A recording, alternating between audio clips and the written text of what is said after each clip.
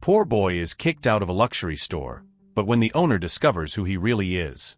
Benjamin Satterfield pushed through the glass doors of the high-end boutique, the polished elegance of the space striking him like a world he had only glimpsed in passing. He hesitated for a moment, his eyes trailing over the pristine marble floors and immaculate displays of suits that looked more like art pieces than clothes.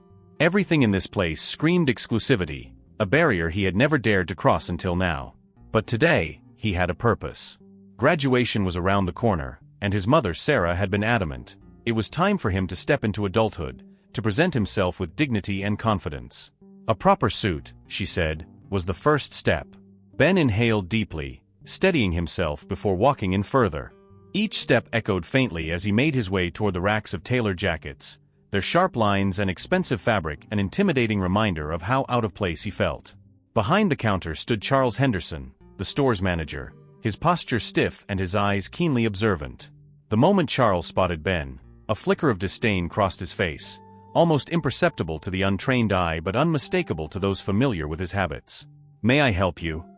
Charles's voice was sharp, his words cutting through the air with an edge that seemed to challenge Ben's very presence. Ben paused, taken aback by the tone but determined not to falter. "I'm looking for a suit." "For my graduation," he replied, keeping his voice steady and polite. Charles's eyes swept over Ben in a slow, deliberate motion, cataloging every detail: the faded jeans, the slightly frayed hem of his hoodie, the scuffed sneakers. Everything about Ben screamed, wrong clientele to him. "We don't have anything here for you," Charles said, his lips curving into a smirk that barely masked his contempt. "Perhaps you should try the discount store a few blocks down." Ben blinked, caught off guard. "Excuse me." Charles folded his arms across his chest, his expression unyielding. "You heard me. This is not the kind of place where you'd find affordable options." The implication stung, and Ben felt heat rising to his face. "You don't even know if I can afford it," he argued, his tone tinged with disbelief. "You don't know anything about me." Charles leaned in slightly, his smile now openly mocking. "Oh, I think I do. And if I'm wrong, feel free to prove it. Otherwise, I suggest you leave before I have to call security." Ben clenched his fists, his pride warring with a desire to simply walk away. Around him, a few other customers glanced in their direction, their curiosity thinly veiled. He could feel their eyes on him, could hear the unspoken judgment in their silence. For a moment, he considered pushing back, demanding the respect he knew he deserved. But before he could speak again, another voice interrupted. "Mr. Henderson," came a calm, measured tone from the side. It was Marcus Reed, one of the boutique's senior employees. He stepped forward, his expression neutral but his eyes betraying a flicker of disapproval. "Perhaps I could assist the young man." Charles shot Marcus a sharp look. "That won't be necessary." He was just leaving. Marcus hesitated, his gaze shifting between Ben and Charles. "It wouldn't hurt to at least show him some options," Marcus said carefully. "We pride ourselves on customer service, after all." Charles's face tightened, but he maintained his composure. "Our service isn't for everyone, Marcus," he said coldly, his tone leaving no room for misinterpretation. "Now, if you'll excuse us." Ben had heard enough. The humiliation burned in his chest as he took a step back. "Don't bother," he muttered, his voice low but steady. He turned and headed for the door, his movements brisk, the weight of the encounter pressing heavily on his shoulders. As the door swung shut behind him, Marcus watched from the corner of the boutique, his hands clenched at his sides. Through the glass, he saw Ben pause outside, his head bowed briefly before he straightened and walked away. Marcus sighed, a pang of guilt tugging at him. He had witnessed Charles's behavior countless times before, but this felt different. There was something about the boy's reaction, his quiet dignity in the face of outright contempt, that left Marcus unsettled. Charles, meanwhile, returned to his post, unbothered and smug. "Some people just don't know their place," he muttered under his breath.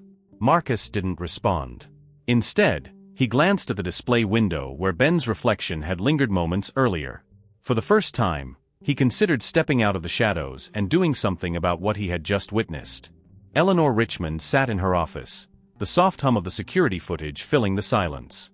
The boutique had closed hours ago, and she often stayed late to review the day's operations. But tonight, something caught her attention, a tense exchange at the counter, with Charles Henderson dismissing a young man. Her brows furrowed as she rewound the footage, watching it play out again. The young man looked vaguely familiar, his posture, his face. And then it hit her like a bolt. "Benjamin," she murmured to herself, her voice laced with both recognition and dread. It had been years since she'd last seen him, but there was no mistaking the resemblance to his mother, Sarah. Or to his father. The realization sent a chill through her. That boy, humiliated and turned away in her store, was the son of Sarah Satterfield, her dearest friend, and David Satterfield, a name synonymous with power and influence. Eleanor leaned back in her chair, her mind racing. How had Charles dared to treat him like that? And worse, what damage had been done? The next morning, Eleanor was waiting when Charles arrived, her usual poise replaced by an air of icy determination. "Charles," she said sharply as he stepped inside. He looked up, startled. "Good morning, Mrs. Richmond." "Spare me the pleasantries," she cut him off, her tone firm. "I need to discuss something urgent with you." Charles blinked, confused but cautious. "Of course. What's the matter?" Eleanor held up a still image from the security footage, the young man's face clearly visible. "Do you recognize him?" Charles squinted at the photo before his lips curled into a dismissive smirk. "Yes, I remember. He came in yesterday. Looked like he wandered in by mistake." Eleanor's eyes narrowed. "Wandered in by mistake? That young man is Benjamin Satterfield." Charles froze, the name hitting him like a slap. "Satterfield? As in?" "Yes," Eleanor interrupted, her voice sharp. "The son of Sarah Satterfield. And if that doesn't ring a bell, perhaps you'll recognize the name David Satterfield." Charles's face paled. "I didn't know," he stammered, his usual arrogance replaced by panic. "He didn't look." Eleanor's tone grew colder. "He didn't look like what, Charles? Like he belonged? Like he deserved respect?" She stepped closer, her words cutting through his excuses. "Let me make this perfectly clear. I don't care how someone looks or what they're wearing. Every person who walks into this boutique is to be treated with dignity. You, however, chose to humiliate him in front of other customers." Charles struggled to form a response. "I thought..." "You thought wrong," Eleanor snapped. "And now, we have a serious problem. Not only did you offend a valued customer, but you insulted someone connected to the Satterfield name. Do you have any idea the consequences of this?" Charles swallowed hard. I'll apologize. If he comes back, I'll make it right." "Oh, you'll do more than that," Eleanor said, her voice like steel. "You'll personally ensure that Benjamin receives the apology he deserves, and you'll make it clear that this behavior will never happen again. Do I make myself clear?" "Yes, Mrs. Richmond," Charles mumbled, his bravado utterly deflated. Eleanor wasn't done. "And understand this, Charles, one more incident like this, and you'll no longer have a place here. Is that understood?" "Yes, ma'am," he said quietly. "Good," she said curtly. "Now leave. I have work to do." As Charles scurried off, Eleanor sat down and picked up her phone. There was another conversation she needed to have, one she had been dreading. The phone rang twice before Sarah Satterfield's familiar voice answered. "Eleanor?" "What a surprise," Sarah said warmly. "Sarah, we need to talk," Eleanor said, her tone serious. Sarah hesitated. "What's wrong?" "It's about Ben," Eleanor began, her heart heavy. "He came into the boutique yesterday." "Ben?" Sarah asked, puzzled. "Why would he?" "To buy a suit," Eleanor explained. "For his graduation." "But Sarah..." Something happened. There was a pause on the other end. "What do you mean, Eleanor? What happened?" Eleanor took a breath, choosing her words carefully. "He was turned away. Humiliated, really, by one of my employees. And Sarah, he had no idea who I was or the connection between our families. I watched the footage and, it broke my heart." A sharp intake of breath came through the line. "He doesn't know, Eleanor," Sarah admitted, her voice strained. "He doesn't know about David. Or the wealth. I never told him." Eleanor was stunned into silence for a moment. "You never told him," she repeated, her tone tinged with disbelief. "Why?" "I wanted him to have a normal life," Sarah said, her voice trembling. "I didn't want him to grow up under David's shadow or become someone defined by money. But now, maybe I made a mistake." "Sarah, I understand why you wanted to protect him," Eleanor said gently. "But after what happened, he deserves to know the truth. He has a right to understand where he comes from." I don't know if he's ready, Sarah murmured. Ready or not, this won't stay buried forever, Eleanor said firmly. And Ben deserves better than to learn the truth from someone else. This is something he needs to hear from you. Sarah was silent for a long moment before finally saying, "You're right. I'll tell him." Eleanor exhaled, relieved but sympathetic. "If you need anything, you know I'm here." "Thank you, Eleanor," Sarah said softly. "For everything." As the call ended, Eleanor leaned back in her chair, her thoughts heavy. She had done what she could. Now it was up to Sarah to take the next step, and to Benjamin to face the truth about his identity. That evening, Sarah Satterfield sat at the kitchen table, her hands clasped tightly around a mug of tea she hadn't touched. The weight of Eleanor's words pressed heavily on her, and she knew there was no avoiding the conversation she had put off for so long. Benjamin deserved the truth, no matter how complicated or painful it might be. Ben entered the room, his steps heavy from the lingering frustration of his day at the boutique. He noticed his mother's expression, her eyes clouded with unease. "What's going on, Mom?" he asked, leaning against the counter. His tone was casual, but his gaze was sharp, picking up on her nervous energy. Sarah gestured for him to sit. "Ben," she began, her voice steady but soft. "We need to talk. It's important." Ben hesitated before pulling out a chair across from her. "Okay," he said slowly, suspicion creeping into his tone. "What's this about?" She took a deep breath, steadying herself. "It's about your father." The mention of his father made Ben sit up straighter. His expression hardened. "What about him?" he asked, his voice tinged with irritation. "He's never been part of my life, Mom. Why does he matter now?" Sarah flinched at the edge in his words, but pressed on. "Ben, there are things I haven't told you.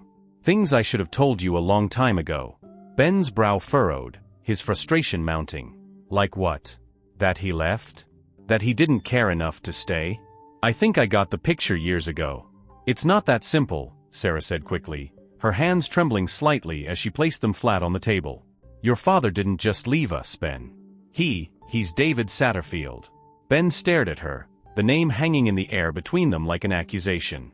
For a moment, he didn't react, as though he hadn't fully processed what she'd said. "Wait," he said finally, his tone incredulous. "David Satterfield? As in the David Satterfield? The billionaire oil tycoon? That David Satterfield?" Sarah nodded, her eyes glistening. "Yes." Ben let out a short, bitter laugh, leaning back in his chair. "That's a good one, Mom. Really. Did Eleanor put you up to this after what happened today?" "This isn't a joke, Ben," Sarah said firmly, her voice breaking slightly. "It's the truth. David Satterfield is your father." The laughter died in Ben's throat as he saw the seriousness in her eyes. His chest tightened, confusion and disbelief warring within him. "How is that possible? How could you? Why didn't you tell me this before?" "I wanted to protect you," Sarah said, her voice cracking under the weight of her words. "I didn't want you growing up in his world. The money, the power, the expectations. I wanted you to have a normal life, away from all of that." Ben's fists clenched on the table. "A normal life," he echoed, his voice rising. "You call this normal? Struggling to pay bills, watching you work yourself to the bone, feeling like I never had enough, not even a father? And all this time, he was out there, living in luxury." Sarah's tears spilled over, but Ben didn't soften. He stood abruptly, his chair scraping against the floor. "You lied to me," he said, his voice trembling with anger. "My entire life you lied to me." "Ben, please," Sarah pleaded, rising to her feet. "I didn't want you to be consumed by it. David's world, it changes people. I didn't want that for you. You didn't want that for me?" Ben snapped, his eyes blazing. "So you decided for me? You decided I didn't deserve to know the truth. I was trying to protect you." Sarah cried, her voice breaking. "You don't understand what it was like. David's world is ruthless. I didn't want you to grow up under that shadow." Ben turned away, running a hand through his hair as he tried to make sense of it all. His mother's words felt like shards, cutting into the foundation of everything he thought he knew about his life. "You think you protected me," he said bitterly, his back still turned to her. "You didn't protect me, Mom. You robbed me of the chance to make my own choices. To know who I really am." "Ben," Sarah began, but he held up a hand, cutting her off. "I can't do this right now," he said, his voice low but firm. "I need to think." I need space. He grabbed his jacket from the back of a chair and headed for the door. Sarah followed, desperation in her voice. Ben, please don't go like this. I didn't mean to hurt you. But the door closed before she could finish, leaving her alone in the silence of the kitchen. She sank back into her chair, her head in her hands, as sobs racked her frame. Outside, Ben walked aimlessly, the weight of the revelation pressing down on him. His mind was a storm of questions. Why now? Why had she kept this from him? And what was he supposed to do with this new truth about himself? The days after Ben learned the truth about his father felt like an eternity. Each morning, he woke up with the same hollow ache in his chest, replaying his mother's confession in his mind. He had spent his life believing he was just a regular kid, scraping by like everyone else he knew. Now that illusion had shattered, leaving him unsure of who he truly was. One afternoon, unable to sit with his thoughts any longer, Ben reached out to Virginia Carter, his best friend since grade school. If there was anyone who could help him make sense of the chaos in his mind, it was her. They met at a quiet coffee shop, a place they often visited to escape the pressures of school and life. Virginia sat across from him, her arms folded as she studied his face. Okay, spill it, she said, her voice calm but firm. You've been walking around like a ghost for weeks. What's going on? Ben sighed, running a hand through his hair. It's complicated. Ben, she pressed, leaning forward. We've been friends forever. You don't get to do the whole "it's complicated" thing with me. Just tell me. He hesitated, then finally blurted it out. David Satterfield is my father. Virginia blinked, stunned into silence. Wait. The David Satterfield? Billionaire oil guy. That David Satterfield. Yeah, Ben said, his voice heavy with frustration. Apparently, my mom kept it from me my entire life. She didn't want me to grow up in his shadow or whatever. Virginia leaned back, her expression unreadable. Wow, she finally said. That's a lot. Tell me about it, Ben muttered, staring into his coffee cup. I don't even know what to do with it. Part of me wants to just ignore it, pretend I never found out. Virginia was quiet for a moment before she said, Do you think that's really what you want? To ignore it? I don't know, Ben admitted. What am I supposed to do? Embrace the fact that I'm the son of some rich guy who couldn't be bothered to be in my life. Virginia reached out and placed a hand on his arm. I think you need to stop focusing on him for a second. This isn't just about David Satterfield. It's about you, Ben. You've spent your whole life thinking you were one thing, and now you're learning there's more to your story. That's not easy to deal with, but ignoring it won't make it go away. He frowned, looking up at her. So what do you think I should do? I think, she said carefully, that you need to start by accepting yourself. You're not just David Satterfield's son, and you're not just Sarah's son. You're Ben. You've always been Ben. But now, you've got this whole other side of your identity to figure out. That's going to take time. The idea lingered in Ben's mind as he began seeing Dr. Helen Price, a psychologist Eleanor had recommended. Their first session was awkward. Ben wasn't used to opening up to strangers, but over time, he found himself talking more freely about his feelings. Do you feel betrayed by your mother? Dr. Price asked during one session. Yeah, Ben admitted after a long pause. I mean, she lied to me. She let me struggle, thinking this was all we had, when my father was out there with more money than I could ever imagine. Dr. Price nodded. It's natural to feel angry about that. But do you think her decision came from a place of love or cruelty? Ben hesitated, his anger softening slightly. Love, he said eventually. She wanted to protect me. I get that. I just wish she hadn't decided for me. That's fair, Dr. Price said. You feel like you were robbed of agency. And now you're grappling with a new sense of identity, one you didn't choose. He nodded, his thoughts swirling. Yeah, it's not just about my dad. It's about me. Who I am. And that's the real challenge, she said gently. Learning to reconcile these parts of yourself. It won't happen overnight, Ben, but the fact that you're willing to talk about it is a step in the right direction. A few weeks later, Ben decided to return to the boutique. Walking through those glass doors felt like stepping back into the moment that had changed everything. But this time, he wasn't the same person. Eleanor greeted him warmly, her eyes lighting up when she saw him. Ben. I'm so glad you came back, she said, her tone genuine. Thanks, Ben said, feeling a bit out of place but appreciative of her kindness. She gestured for him to sit in the lounge area. "I owe you an apology on behalf of the store. What happened that day was unacceptable, and I've taken steps to ensure it doesn't happen again." Ben glanced around. "Charles?" he asked, his voice even. "Gone," Eleanor said simply. "It wasn't just your incident. There were others, and his behavior was unacceptable. I don't tolerate that kind of treatment toward anyone." Ben nodded, the tension in his shoulders easing slightly. "I've been thinking," Eleanor continued, "and I'd like to offer you something, a chance to learn. I run more than just this boutique. I oversee several businesses, and I think you'd benefit from seeing how they work. A kind of internship, if you're interested." Ben blinked, surprised. "Why me?" "Because I see potential in you," Eleanor said with a smile. "And because I think you deserve to know how to navigate the world you've suddenly found yourself in." He considered it for a moment before nodding. "Okay, I'll give it a shot." On the evening of his graduation, Benjamin Satterfield stood in front of the mirror, adjusting the crisp lapels of the navy suit Eleanor Richmond had gifted him.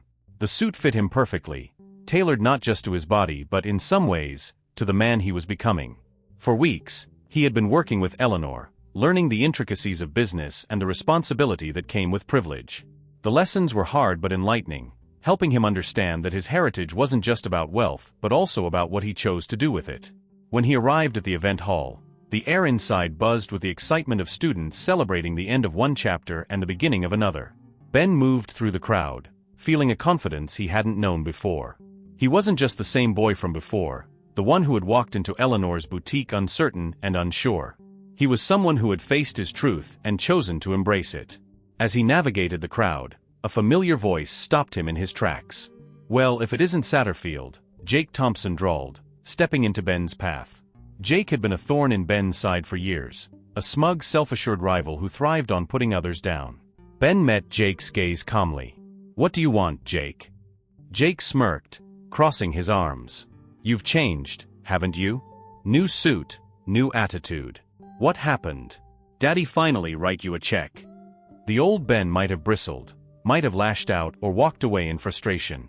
But the Ben standing there now had learned something valuable about himself, and about how to handle people like Jake. "You know what happened," Ben said, his voice steady and measured. "I stopped letting people like you define me." Jake raised an eyebrow, his smirk faltering slightly. "What's that supposed to mean?" "It means I know who I am now," Ben continued, his tone unwavering. "And you? You don't get to have a say in that anymore." For the first time, Jake seemed at a loss for words. Ben didn't wait for him to recover. He simply smiled, gave a small nod, and walked away. Across the room, Lily Anderson watched the interaction unfold. She had always noticed Ben, not just because he was different but because there was something about him that seemed deeper, more thoughtful than the others around them. Tonight, though, there was something else, a quiet strength that made her curious. When Ben turned, their eyes met. She hesitated for only a moment before stepping toward him. "Hi, Ben," she said softly, her voice cutting through the noise of the crowd. "Lily," he replied, surprised but pleased. "Hey. You look sharp," she said, gesturing to his suit. "Thanks," Ben said, smiling. "It's kind of new territory for me, but I'm getting used to it." She tilted her head, studying him. "You seem different tonight. More confident." Ben chuckled lightly. "I guess I've had to do some growing up lately. Turns out, finding out the truth about yourself will do that to you." Lily raised an eyebrow, intrigued. "The truth?" "It's a long story," he said, his smile tinged with a hint of vulnerability. "But let's just say I've learned a lot about who I am, and who I want to be." She nodded, her expression thoughtful. "Well, whoever you're becoming, I like it." For the first time that night, Ben felt the weight of the past few weeks lift, replaced by a sense of ease.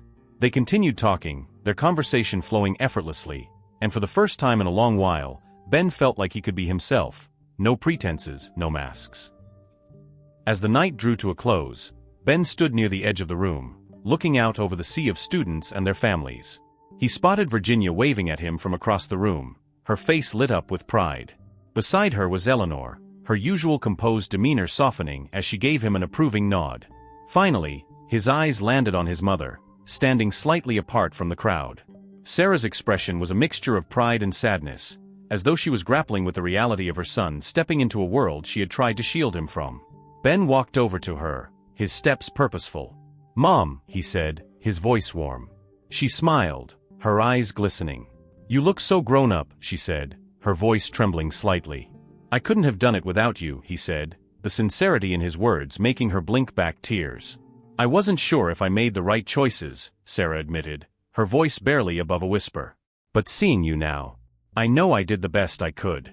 Ben reached out and hugged her tightly. "You did," he said. "And I'm grateful." As they pulled apart, Ben turned to take in the scene around him one last time.